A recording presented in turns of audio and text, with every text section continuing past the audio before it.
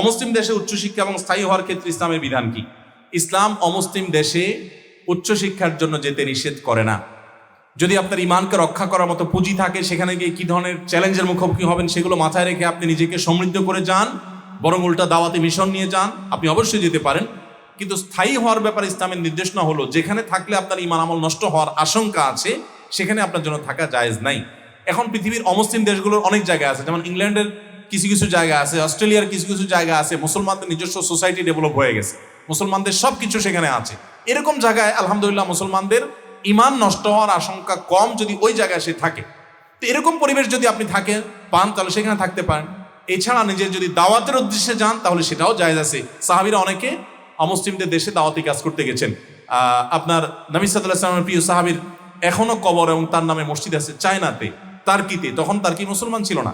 তো এই সমস্ত দেশে সাহাবীরা ছড়িয়ে পড়েছেন। দাওয়াতের উদ্দেশ্যে আপনি পৃথিবীর যে কোনো দেশে বসবাস করতে পারেন।